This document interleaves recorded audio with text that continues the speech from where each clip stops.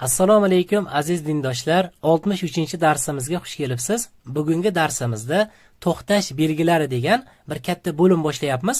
Xuddiki matlar, vaqf qoidalari va shunga o'xshagan katta bo'limlarga o'xshagan bu ham bir bo'lim hisoblanadi. Ya'niki bo'limimizning nomi to'xtash belgilari deb atalar ekan. U bir nechta darslarga bo'lingani uchun bugun birinchi qismini o'tamiz. Shu aytib o'tganimdek, bir nechta darslar mobaynida sekin-sekin o'rganishni davom ettiramiz. O'zi to'xtash belgilari nima uchun kerak va Qur'oni Karimda ular qanaqa bo'ladi? Keling, birinchi navbatda Qur'oni Karimdan shuni ko'rib, xulosa qilib olamiz, keyin darsimizni boshlaymiz. Diqqat qiling, biz hozir Qur'oni Karimdan misollar ko'ryapmiz. Siz auzu bismillah bilan o'qishingiz kerak bo'ladi. Biz hozir Qur'oni Karimning 4-betidamiz, ya'ni Baqara surasini ko'ryapmiz. Xo'p, bugun o'tadigan mavzumiz nimadan iborat? Qarang, Qur'oni Karimda masalan mana quyidagi belgichani ko'rgansiz. Mana qarang, sochchaga o'xshaydi. Buni ismi sochcha deyiladi. Yoki bo'lmasa mana jim harfi, mana qarang, quyidagi belgicha yoki bo'lmasa mana bu yoqda joylashgan. Qarang mana bu tarafda mana. Sal kamerani yaqinlashtiraman sizga yaxshiroq ko'rinishi uchun. Mana qarang, kamerani yaqinlashtirib oldim.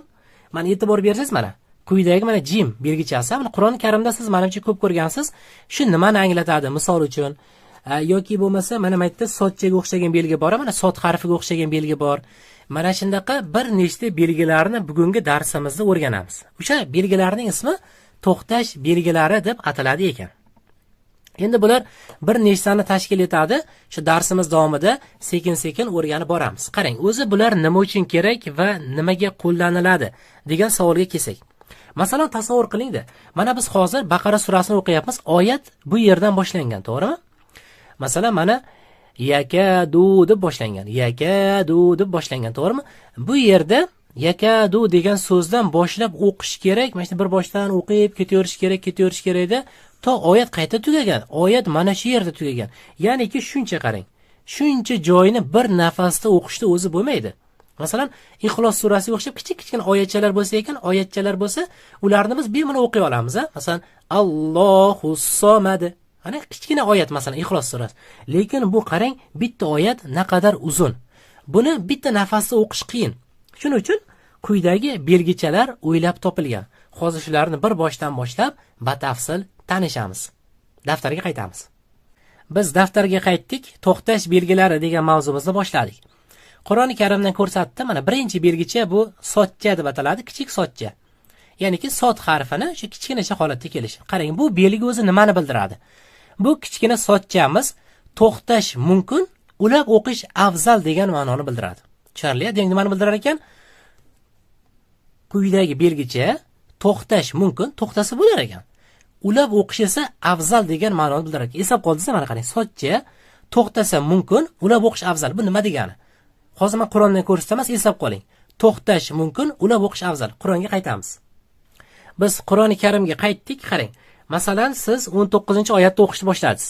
Masalan, maytdan boshlab o'qib kelyapsizda, o'qib keldingiz, qarasangiz, mana shu belgicha kelib qoldi. Bu belgi nima dedim?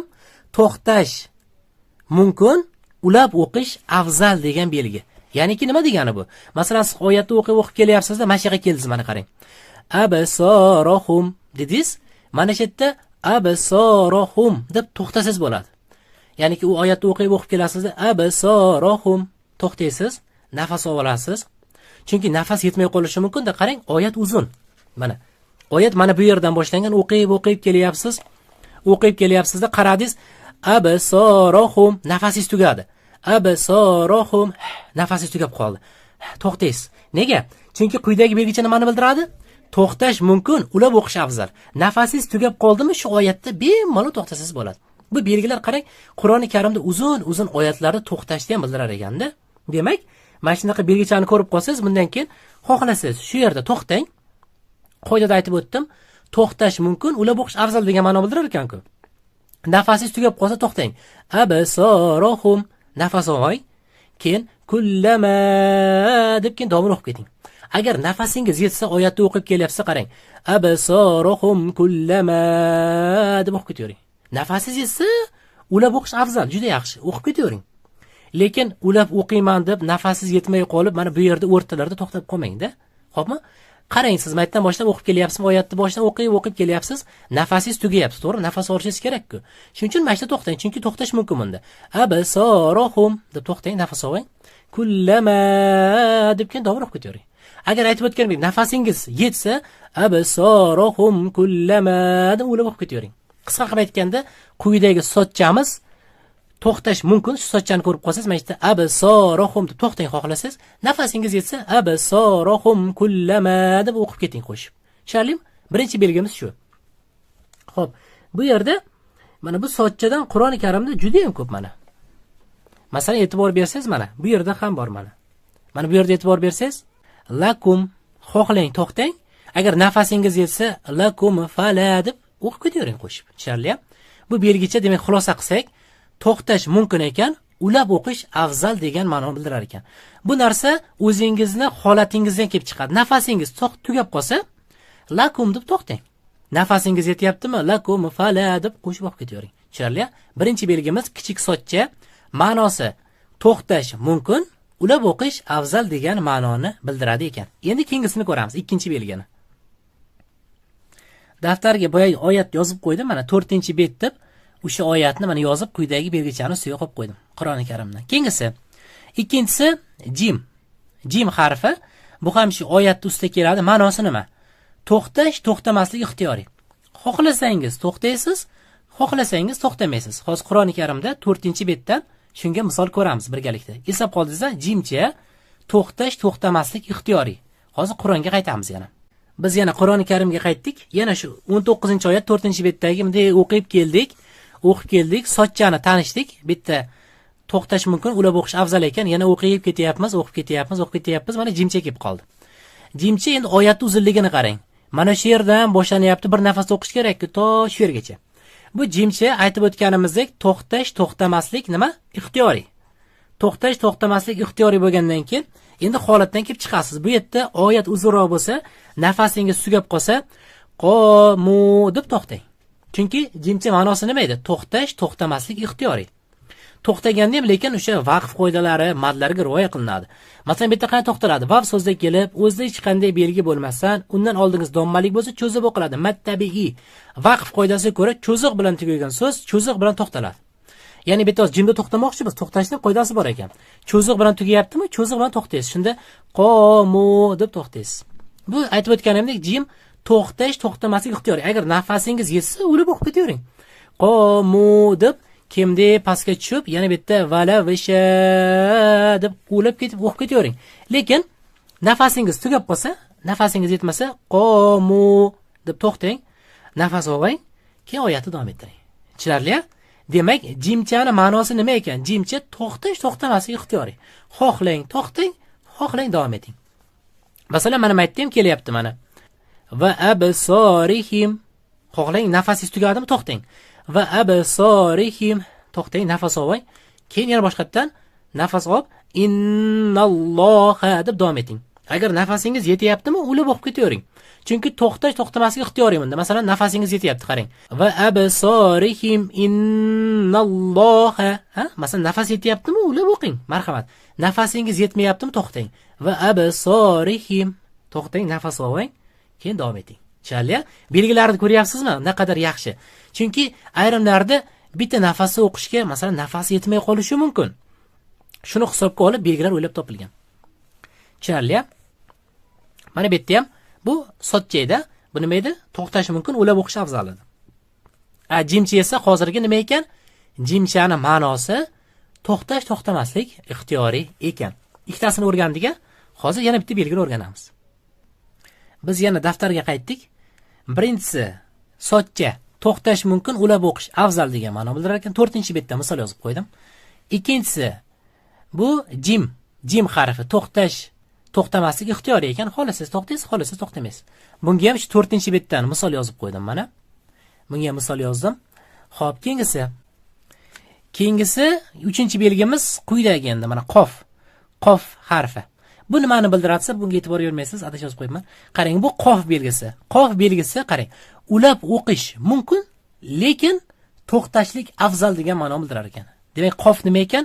Ulab o'qish mumkin ekan, lekin to'xtashlik afzal ekan. Qur'oni Karimdan 18-betdan misol ko'ramiz. Qof belgichasi ulab o'qish mumkin, lekin to'xtashlik afzal. Tushunarli? Qof ulab o'qish mumkin ekan, to'xtasak lekin afzal bo'lar ekan. Shu belgini ko'ramiz. Beti 18-betga o'tamiz Qur'oni Karimdan. Biz Qur'oni Karimning 18-betiga qaytdik. Qof belgichasini ko'rish uchun mana ekronni yaqinlashtiraman. Qarang. Mana qof belgichasi. Bular e'tibor bersangiz, mana qarang, so'zlarning ustida yoziladi mana. Masalan, bu belgicha nimani bildirar ekan? Ulab o'qisa bo'lar ekan, lekin to'xtagan afzal ekan. Masalan, qarang. Bu oyat qaytdan boshlangan. Oyat o'qu maytdan boshlangan ekan. Masalan, endi maytdan boshlab o'qib kelyapsiz, mana qayerga keldingiz. Bu belgichani ko'rib qoldingiz. Qof belgichasini. Qof belgichasi ma'nosi nima edi? Ulab o'qish mumkin, lekin to'xtagan afzal. Shuning uchun to'xtaymiz, qarang. Aya.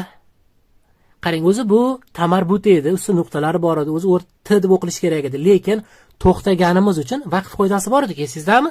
Tamarbut bilan to'xtasak, tamarbut nimaga aylanib qolardi? Hechga aylanib qolardi. Shuning uchun mana qarang, to'rtburchakka olyapti mana. Ustidagi tamarbutdan nuqtasini olib tashlaysiz, hga aylanadi deyapti, Qur'on aytayapti, ishora qilyapti sizga. Ustidagi 10 tanvinini ham olib tashlaysiz. Vaqt qoidasiga ko'ra ustida fatha, kasr, domma bo'lsa to'xtagan paytimizda hammasini olib tashardik-ku. Shuning uchun bitta olib tashlaysiz. Shunda o'rniga sukun qo'yib qo'yasiz. Qof o'zi to'xtash afzal, ulab o'qisa bo'lardi-ku. Shuning uchun to'xtaymiz. O'qib kelyapsizda, aya. Ana. Chunki qof belgisi nima edi? Aytib o'tganimdek, to'xtagan afzal, ulab o'qish mumkin deb. Ulab o'qisangiz, mana belgilari hammasi o'qiladi. Tushunarli? Mana belgilar t deb o'qiladi ulab o'qisangiz. Ya'niki qanday bo'ladi shunda? Ayatun. Yana o'sha nunni qoidalariga e'tibor berasiz. Chunki qanaqa ana sukunlik nun harfidan keyin 15 ta harf kelib qolsa, ixfo qoidasiga tushadi-ku. Shuning uchun ulab o'qisangiz bularni olib tashlamaysiz mana ularni. O'zida o'qiladi. Ya'niki ayatun kazalika deb o'qib ketaverasiz. Lekin to'xtamoqchi bo'lsangiz mana olib tashlaysiz. Aya. Chalyapti? Boshdan aytaman, qarang. To'xtamoqchi bo'lsangiz, vaqf qoidasiga ko'ra bu tamarbutingiz hga aylanib qolib, sizga hammasi olib tashlaysiz.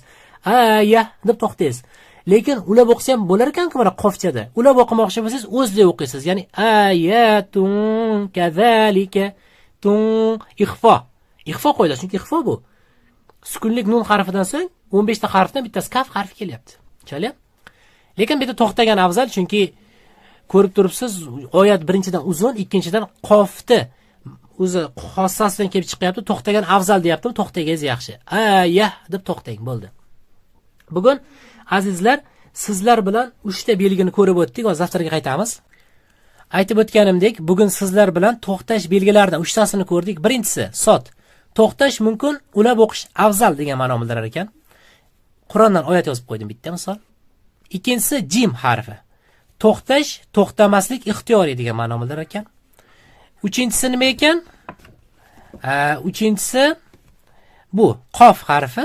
Bu ham ulab o'qish mumkin, lekin to'xtash afzal degan ma'noni bildiradi ekan. Keyin tagiga qarang, yozib qo'ydim. Mana e'tibor bering. Tagiga e'tibor beradigan bo'lsangiz, mana diqqat.